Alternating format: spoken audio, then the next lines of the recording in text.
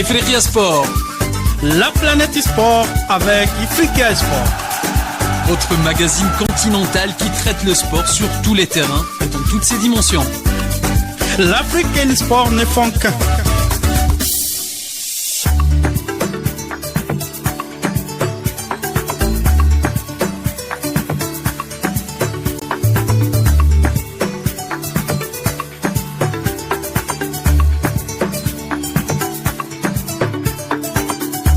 Bonjour Nagadef, Salama, Mboy, Sonou, Adjambo. Bienvenue, quel plaisir de vous avoir avec nous sur cette deuxième partie de notre émission de Ifriqiya Sport, de notre chaîne radio Ifriqiya FM. Avec nous, notre invité qui était la semaine passée avec nous, cette semaine aussi, Monsieur Zahir Ousadi, grand journaliste panafricain. On l'a présenté la semaine passée. Bonjour Zahir. Bonjour Walid, bonjour tout le monde. Zahir, un panafricain, journaliste panafricain. Si vous voulez savoir qui est Zahir Ousadi, il fallait ou réécouter la première partie de notre émission. On va enchaîner sur la deuxième partie. On va parler aussi du journalisme sportif, quel impact du journalisme sportif en Afrique, et d'autres choses qui sont en relation avec le sport, le football et l'Afrique, bien sûr. D'accord, Zahir ? Absolument, je suis là. Zahir, là, pour les auditeurs, nous, on a parlé du journalisme sportif, le journalisme sportif africain. Est-ce qu'il y a cette spécificité qu'on voit dans le journalisme sportif africain? Est-ce que toi, le rédacteur en chef ou le journaliste, quand tu écris un papier, est-ce qu'il y a un papier spécial ou un commentaire spécial Afrique? Ou est-ce qu'on cible la population qui va écrire ou écouter l'émission? Ou quand il y a un sujet africain, on fait un sujet pour tout le monde? Bah forcément non, on va dire que dans tous les cas, à partir du moment où ton papier a un angle et un sujet en particulier, tu vas t'adresser plus ou moins à une frange de cette population. Évidemment, c'est pas tout le monde, c'est pas l'intégralité, mais ce que moi je m'oblige à faire et ce que je m'impose et ce que j'impose à mes équipes, c'est de bien connaître les sujets, parce que les personnes qui t'écoutent, elles connaissent au moins aussi bien que toi, voire mieux, le sujet que tu abordes. Donc tu te dois déjà d'être irréprochable dans la préparation de ton article ou de ton émission. Tu te dois d'être irréprochable dans l'orthographe, il y a plein de choses à vérifier et tu dois être sûr de bien maîtriser ce sujet-là. Voilà. Pour moi, c'est vraiment le temps de préparation qui est important parce que tu t'adresses à des experts, donc tu dois forcément être au moins au niveau de ces experts. Après, sinon, il n'y a pas de recette particulière. Tu parles pas un Africain différemment d'un Européen. Il n'y a pas de raison parce que il est pas plus bête. Non, dans le sujet plus professionnel, est-ce que dans l'auditoire africain, on s'intéresse à des sujets en Europe, on s'intéresse à des sujets africains? Ah bien sûr. Ouais. Ah oui. Ça c'est propre à chaque rédaction, à chaque journaliste, à chaque média. Mais l'Afrique, on en a parlé lors de notre première émission la semaine dernière. C'est vraiment des consommateurs de médias. Ils aiment lire. Ils aiment regarder des émissions, ils aiment écouter des émissions de radio, des podcasts, ils aiment être sur leur téléphone à consommer des articles sur le net, ils aiment acheter des revues. Franchement, en termes de consommation journalistique, je connais pas de plus grands consommateurs que les Africains. Ils sont tout le temps connectés à toute heure. Encore une fois, on le disait la semaine dernière, mais ça nous arrive à 11 Mondial, on fait beaucoup d'émissions lors de la CAN, lors du CHAN, etc., des podcasts, ou des émissions, des web radios. Franchement, les Africains, ils sont connectés, mais même à 2h du matin, ils sont là, ils nous envoient des messages, ils veulent qu'on réponde à leurs questions, ils sont vraiment demandeurs, et c'est une population qui est consommatrice de médias, je me répète, mais ils aiment ça, ils adorent le foot, ils adorent le sport. En fait, là où ils ont une caractéristique, c'est qu'ils sont entiers dans tout. C'est-à-dire que quand ils abordent un sujet, ils le font à 100%. Ils vont pas venir suivre l'émission, mais être en train de cuisiner en même temps. S'il écoute ifriqiya.fm, il va être connecté sur Ifriqiya Sport, concentré dessus. Il va pas être en train de faire une autre chose. Il faut écouter les conseils de Monsieur Zahir Ousadi qui nous fait de la pub. Ça fait plaisir à notre réalisateur qui est en train de rigoler, qui a aimé ce que Zahir fait l'éloge de notre émission. On va dire, les acteurs importants du sport sont les journalistes à travers le monde. On est du journalisme africain. Est-ce que le journalisme en Afrique, il est important? Est-ce que le journaliste africain, il a ce pouvoir-là d'être important dans les instances sportives ou d'être là quand il faut? Il est important. Il est important, il a conscience d'être important, il sait que il peut influer sur une carrière, sur une fédération, sur une confédération, ça il le sait. Après, je pense que il est encore peut-être un peu timide, on va dire. Il est réservé parfois, mais c'est en train d'évoluer maintenant avec en fait l'avènement des web radios et des sites internet, du digital. Ça a libéré vraiment la parole. Et maintenant, on a là où avant le journalisme était réservé à une élite, mais c'est ce qui s'est passé un peu en Europe, mais encore plus en Afrique. Une élite ou une fausse élite? Une fausse élite, bien sûr, pas forcément, mais ce que je veux dire, en tout cas, c'était réservé à une classe réduite. Bien sûr. Là, il tient à chacun d'entre nous d'être ou de devenir journaliste. Alors, on en revient à ce sujet de l'aspect financier. Tu ne vas peut-être pas forcément en vivre, mais tu peux être un journaliste ou un espèce d'influenceur important sur le net et sur les réseaux sociaux, si t'es structuré, si tu fais une émission régulière, un programme régulier, que tu fidélises des gens et que tu travailles bien avec du contenu, avec de l'argumentaire, voilà, de quelque chose vraiment de lourd, ouais, au moins à minima de construit, bien sûr, et de bien préparé, parce que tu peux pas arriver parler d'un sujet, pas maîtriser grand chose, mais prétendre révolutionner la chose ou dire qu'on te donne pas la parole. En revanche, des gens qui ont réussi à faire des programmes sur YouTube, à devenir, on va dire, importants et être suivis et écoutés, il y en a. Et on a beaucoup d'Africains. Donc, je les invite à continuer. Et vraiment, il y a que comme ça. Et maintenant, l'élément important à prendre en compte, c'est que les grands médias vont chercher leur nouveau profil sur ces médias un peu, on va dire, satellites. Voilà, médias parallèles ou médias satellites. Et ils viennent les repérer là. Je sais que ça se passe très très souvent. Des gens qui créent des émissions de sport sur YouTube, sur Dailymotion. Eh bien, on vient les chercher, on les regarde. Ah, lui il est pas mal, lui il a un bon timbre de voix, lui il a une bonne élocution, lui il a une bonne connaissance, etc. Et ça permet de repérer des profils. C'est un peu la même chose dans le foot et dans le sport. C'est des drafts. C'est des drafts, exactement. Et on repère des profils intéressants. Zahir, l'Afrique, pour toi, est-ce que on peut créer cette élite sportive? Est-ce que l'Afrique a les moyens financiers et humains d'être un grand pôle du journalisme sportif mondial et bien sûr africain? Les moyens humains, elle les a. On a un continent incroyable avec une diversité incroyable aussi. C'est important ça. C'est important. On a des profils différents, des langues différentes, des religions différentes, des cultures, des approches. Tout ça, c'est un atout, c'est un melting pot. Les gens le voient pas. On préfère toujours voir la différence comme un désavantage, mais en réalité, c'est une grande force. Donc, l'Afrique, elle a cet atout-là. Ensuite, elle a sa population en nombre. On sait que la population africaine, elle est nombreuse et elle est partie pour être en 2050 la plus nombreuse au monde. Ce sera le continent le plus peuplé. Ça nous fait plaisir, ça, d'avoir beaucoup d'auditeurs en 2050. Voilà, exactement. Wally, tu seras très très suivi et tes réseaux sociaux vont exploser. Donc, on espère en 2050.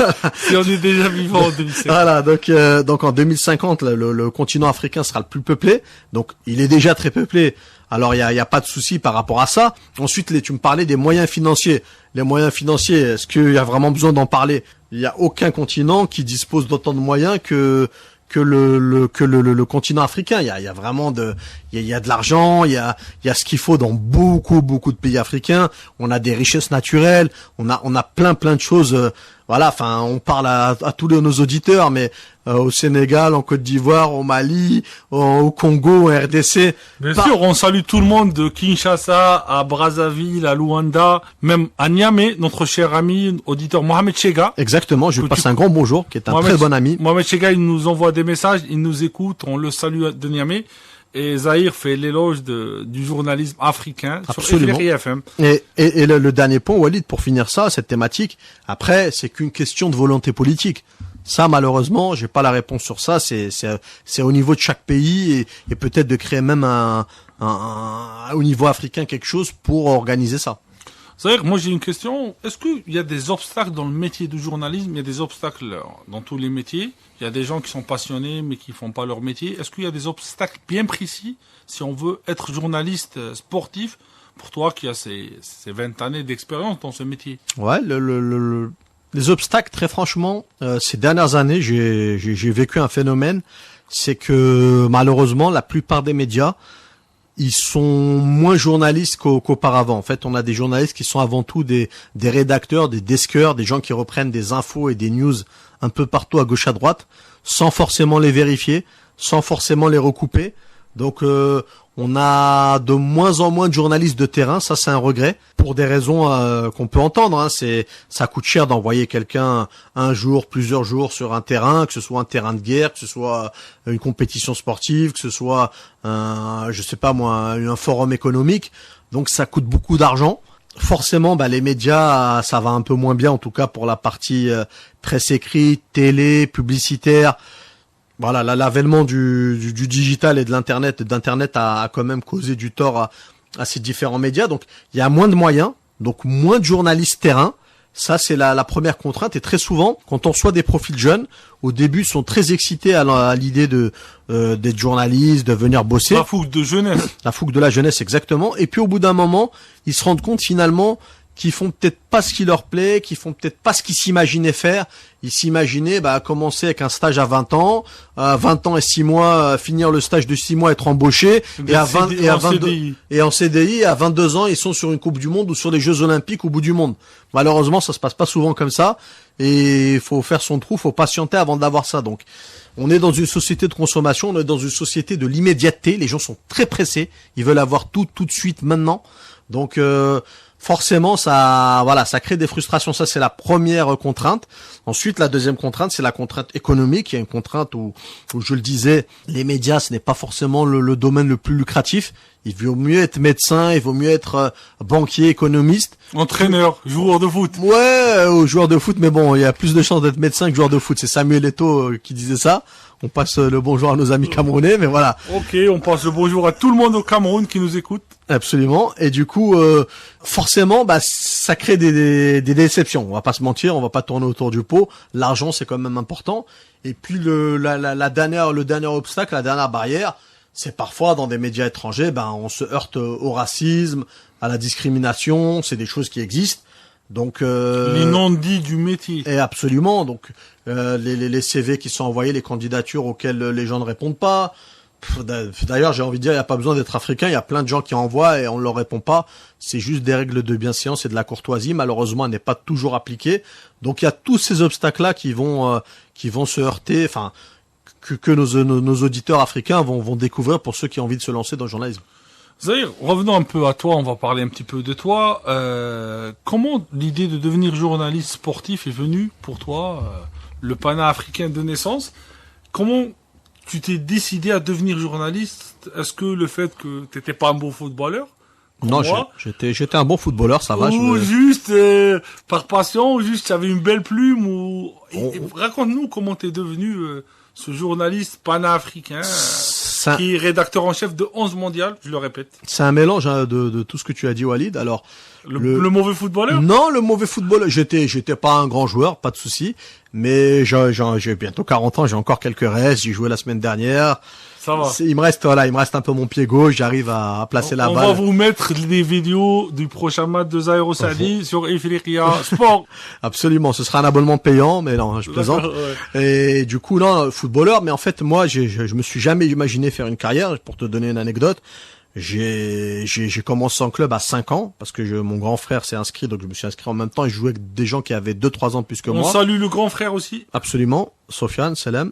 Et du coup, j'ai continué jusqu'à 14 ans en club et ensuite j'ai arrêté en club parce que j'avais plus spécialement envie de jouer en club et j'ai continué à jouer avec les copains sur les terrains en sable, que ce soit en France, que ce soit lors de mes déplacements quand je rentrais en Afrique, etc.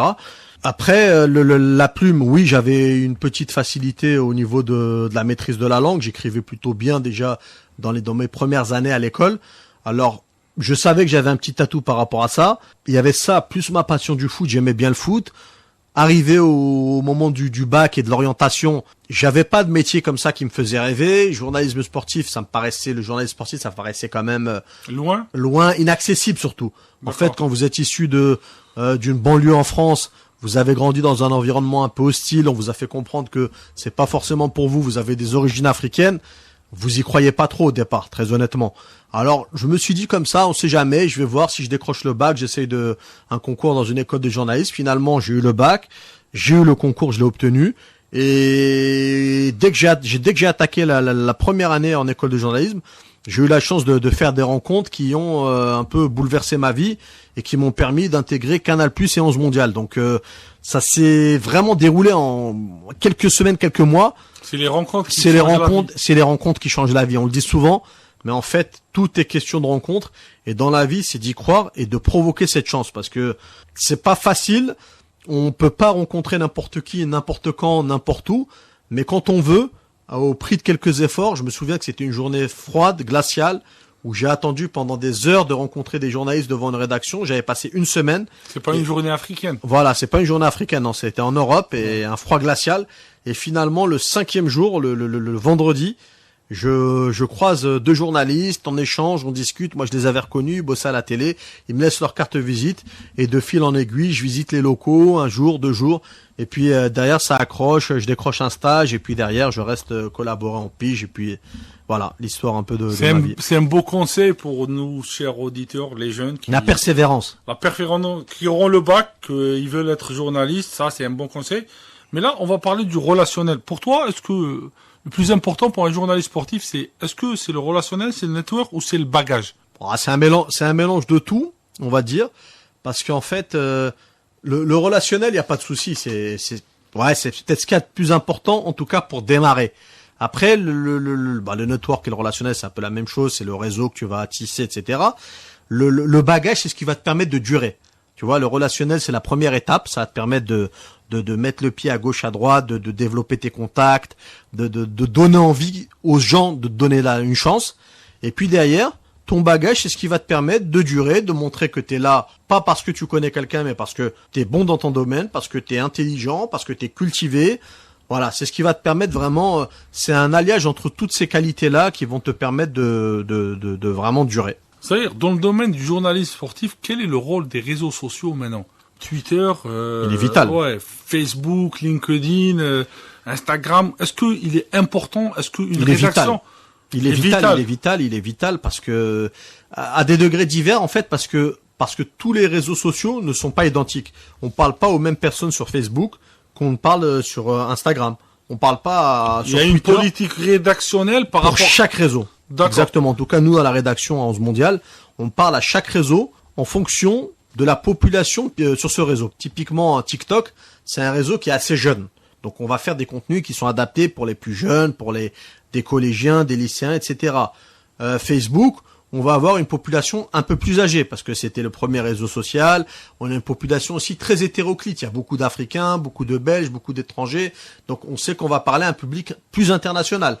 Instagram, on est sur une politique internationale dans ce réseau-là. C'est ça, exactement. D'accord. Sur Instagram, ça va être plutôt l'image, exactement. La part belle va être donnée à l'image, à la belle petite vidéo dynamique. La sémiologie. Absolument. Et sur Twitter, ça va plus être pour chercher une information précise, bien et précis. Exactement. Donc, en fonction, voilà, LinkedIn, bon, c'est encore autre chose, c'est un réseau professionnel qui est individuel. On n'utilise pas LinkedIn pour un média proprement parlé. Est-ce que tu conseilles, toi, aux jeunes auditeurs, aux jeunes journalistes ou les futurs étudiants en journalisme, est-ce qu'ils doivent se spécialiser sur les réseaux sociaux? Est-ce qu'ils doivent être dans une école plus traditionnelle? Qu'est-ce que tu donnes comme conseil à nos jeunes poulains pour réussir dans le domaine? Pour moi, c'est plus ils maîtrisent de choses, mieux ce sera, ça c'est sûr. Après, les réseaux sociaux, c'est indispensable. Nous, on est, on va dire, des quadras, donc on est à la croisée des chemins entre l'ancienne génération qui les maîtrise pas trop et les jeunes qui ont vécu avec ça, qui sont nés avec les réseaux sociaux, et on sait à quel point c'est important. On est des mutants. Voilà, mais à terme, là, sur le court moyen terme, on va disparaître. Non, mais et puis ça devient indispensable. Ça devient indispensable de maîtriser tous les réseaux, d'être un peu au fait de l'actualité, de se tenir au courant. Donc ça, c'est une première chose. Mais pour moi, ça doit se faire presque hors cursus. Ça doit être naturel. C'est un centre d'intérêt, comme tu es sur ton téléphone. De toute façon, la nouvelle génération, elle est sur son téléphone. C'est une génération qui est hyper connectée. Donc je vois pas de raison au fait qu'ils ne seraient pas branchés réseaux sociaux. Ils le sont. Ils sont toute la journée dessus. Après, le reste. Les écoles, le côté un peu plus classique, un peu plus ancien. Moi, je pense qu'il faut un mélange de tout. Je suis pas le genre à dire on met le passé à la poubelle et on passe sur des nouvelles choses. Je pense que dans le passé, il y a plein de belles choses.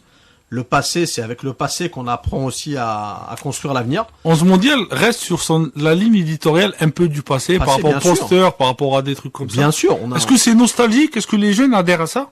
On va faire un peu de pub à nos amis de 11 mondial parce que le rédacteur en chef, il est avec nous. Les jeunes aiment ça, mais c'est surtout les anciens qui aiment ça. En fait, pour te donner une idée, on avait à une époque, enlevé le poster, on s'était dit que le poster c'était peut-être un peu jeune, et comme on a un public un peu qui a vieilli, qui a pris quelques années, on s'était dit peut-être que le poster, ça rajeunissait un peu trop l'image du magazine. Figure-toi que les gens nous ont bombardé de lettres et de mails pour nous demander de remettre ce poster. On a été obligé de le réintégrer, malgré le fait que ça nous paraissait peut-être moins au goût du jour, mais on l'a remis parce que les gens le demandaient, les gens nous disaient nous 11 mondial c'est notre marque. En fait, le lecteur d'11 mondial, il est partie prenante du magazine, et il a l'impression que le magazine lui appartient et qu'il a de droit de citer sur la ligne éditoriale.